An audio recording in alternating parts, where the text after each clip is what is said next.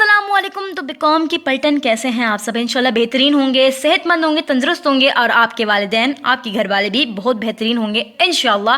भाई दुआओं में सबको याद रखा करो।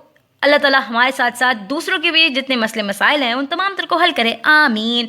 अब मैं आप लोग के तमाम तर ना वो पढ़ती हूँ, क्या कमेंट्स पढ़ती हूँ, कमेंट्स देते हो ना, कमेंट्स पढ़ती हूँ मैं तमाम तर कि आपको कौन कौन सवाल पढ़ना है, कौन कौन सवाल नहीं। भाई देर इसलिए हो जाती है बच्चा party, you call me miss, ठीक है? तो मैं आप लोग की मिस, तो मैं इसलिए यार देर हो जाती है क्योंकि मैं पहले क्या होता है, मैं तमाम तर पहले सर्च करती हूँ कि कौन सा वाला निकालूँ कौन सा वाला नहीं, क्योंकि मेरे को समझाना होता है। तो मेरे को ऐसा होता है कि मैं सही तरीके से समझाऊँ ताकि आप लोगों को बेहतरीन समझ आए। आप लोगों को बेहतरीन समझ आएगा तो मेरा दिल खुश होगा और मुझे बेहतरीन लगेगा।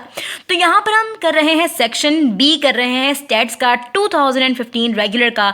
यहाँ पर 4A भी था, 4B हमने लिया है, लेकिन तो 4B में हमारे पास क्वेश्चन कुछ इस तरीके का था कि फाइंड करनी है चेन इंडेक्स, मतलब बहुत ज़्यादा आसान लफ्ज़ों में हमारे को चेन इंडेक्स मालूम करना है, ठीक है?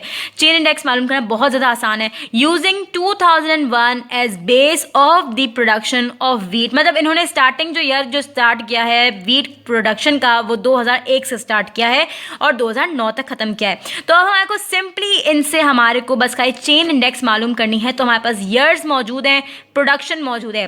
अब इसको निकालने का तरीका कुछ इस तरीके का है कि आप पहले इसको छोड़ दें, पहले मैं आप ये इसको देखिएगा, इस पर तवज्जो फरमाएं। मैं कैमरा से हटाई देती हूँ।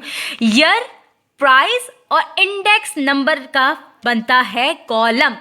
अब आपको मैं इसका बताती हूँ, ये जो मैंने लिखा है ना, अगर आपको स्क्रीनशॉट मारना है स्क्रीनशॉट मार लो। ये कहलाता है formula for finding chain index. अब चेन इंडेक्स मालूम करने के लिए हमारे पास फॉर्मूला है, प्राइस ऑफ करंट ईयर को डिवाइड करते हैं price of base year multiply by 100। अब आपको पता नहीं चलेगा यहाँ पर प्राइस करंट कौन सा है और प्राइस बेस कौन सा है, तो यहाँ पर मैं आपको बता देती हूँ ड्यूरिंग समझाने के, ठीक है? अब हमने क्या किया, ईयर जो थे हमारे पास वो सारे के सारे जो हमारे पास ईयर थे वो हमने लिख दिए हैं, ठीक है? जो प्रोडक्शन जो थी हमारे पास, ये तमाम जो प्रोडक्शन जो थी जो ईयर के, मतलब इस मामले में सब वो जो ना थोड़ी प्रॉब्लम हो जाती है कि लोग जो ना थोड़ी गलती कर देते हैं कि 2001 का 2002 में लिख देते हैं। इस तरीके से नहीं करना, थोड़ी आंखें खोल के काम करना, ठीक है? तो यहाँ पर हमने जो जो प्रोडक्शन थी वो तमाम तर हमने प्राइस के सेक्शन में प्राइस को डिनोट करते हुए हमने इसको लिखा है। अब हमारा मेन काम यहाँ पर स्टार्ट होता है, ये फॉर्मूला किस तरीके से इस्तेमाल होगा।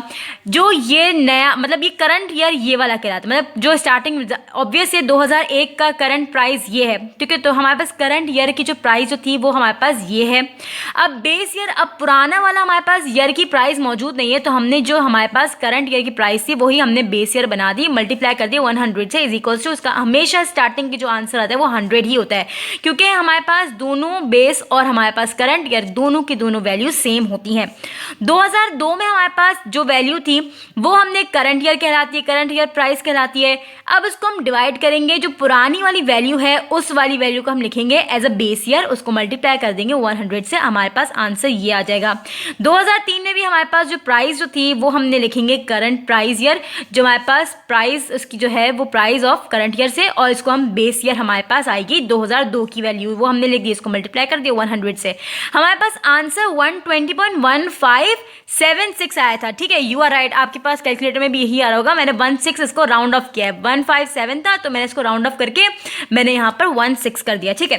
अब हमारे पास यहाँ पर 2004 में भी 6 है, इसकी प्राइस ये थी, वो हमने करंट प्राइस करके लिख दी, इसको डिवाइड हमने कर दिया, बेस ईयर हमने दी 2003 की, मल्टीप्लाई कर दिया 100 से, हमारे पास आंसर ये आया। भाई आंसर ये आया था कैलकुलेटर में, मैंने राउंड ऑफ करके ये दिया, ठीक है? आप लोग की आसानी के लिए 2005 का वैल्यू ये थी, करंट प्राइस ऑब्वियस ये है, बेस ईयर हमारे पास 2004 की आएगी, यानी जो करंट प्राइस जो जिसकी ईयर की है ना, उसकी जो पुरानी वाला जो ईयर होगा ना उसकी हम बेस ईयर मार देंगे प्राइस, ठीक है?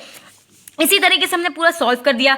आप पूरा का पूरा आप देख सकते हैं कि हमने इस तरीके से सॉल्व करने के बाद हमारे पास ये मुकम्मल हो जाता है चेन इंडेक्स जो है वो था, if an investor buys shares of 9000 at a price of 45, मतलब अगर इन्वेस्टर खरीदता है 9000 के शेयर और उसके पड़ते हैं 45,000 के पर शेयर, और अगर खरीदता है 9000 के शेयर और उसको पड़ते हैं 36,000 के शेयर्स, पर शेयर पड़ता है 36,000 का, तो अब हमारे को कैलकुलेट करनी है सिंपल एवरेज प्राइस पर शेयर, मतलब एवरेज प्राइस क्या पड़ेगी हमारे को पर शेयर की, ठीक है? तो अब इसको सॉल्व करने का तरीका कुछ इस तरीके का होता है कि हमने यहाँ पर एवरेज प्राइस का मैंने यहाँ पर लिख दिया, जैसे कि मैं पेपर में सॉल्व काटती हूँ ना उस तरीके से मैंने सॉल्व किया यहाँ पर। तो अब मैंने यहाँ पर क्या कर दिया, अब इन्होंने दो हमारे पास बताए थे कि अगर एक जो अगर शेयर खरीदता है 9,000 का उसको पड़ता है 45,000 का पर शेयर, और अगर दूसरा खरीदता है 9,000 का और उसको पड़ता है 36,000 का पर शेयर। तो इसको सॉल्व करेंगे हम इस तरीके से कि जो पहला वाला था 9,000, जो पहला वाला हमारे पास सवाल था कि 9,000 पड़ता है 45 पर शेयर, 9,000 का अगर शेयर खरीदता है और पर शेयर पड़ता है 45,000 का, तो हम इसको लिखेंगे 9,000 मल्टीप्लाई बाय 45। इन बिटवीन हम प्लस का साइन डाल देंगे, क्योंकि हमारे पास एक और भी है कि अगर 9,000 का खरीदता है और उसको पर शेयर पड़ता है 36 रुपये, है ना, 36 बोलते हैं ना इसको, 36। तो इसको हम लिखेंगे 9,000 को मल्टीप्लाई कर देंगे 36 से। अब डिवाइड हम कर देंगे जो जितने हमने खरीदे, मतलब अगर जो बायर खरीदता है 9,000 के, मतलब पर शेयर के रेट को हटाकर जो इसने शेयर्स खरीदे हैं, तो उसको हम वही वाली वैल्यू लिखते हैं 9,000 प्लस 9,000, ठीक है, वो हमने लिख दी। अब हम क्या करेंगे, यहाँ पर मैंने खोल के लिखा है ताकि आप लोग को समझ आए। अब पहले मैंने ये वाली को मल्टीप्लाई कर दिया और इसको मल्टीप्लाई किया। अभी प्लस के साइन को हाथ ही नहीं लगाना, ऊपर वाली वैल्यू में जो मल्टीप्लाई का है वो मल्टीप्लाई पहले हमने कर देना है। यहाँ पर हमने दोनों मल्टीप्लाई कर दिया, दोनों को ऐड करना था, नीचे वाला आसान था तो मैं उसको ऐड कर दिया।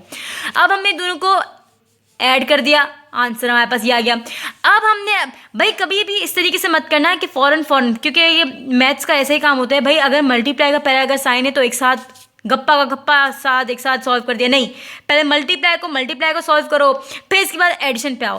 फिर हमने क्या किया 70, मतलब जो हमने ऐड किया तो हमारे पास आंसर ये आया। फिर हमने इसको जब हमने डिवाइड किया इससे तो हमारे पास आंसर कुछ ये पड़ा कि एवरेज प्राइस हमारे को ये पड़ेगी 45 या 36 नहीं, बल्कि हमारे को पड़ेगी एवरेज प्राइस 40.5। यहाँ पर हमारे पास आंसर हो गया मुकम्मल।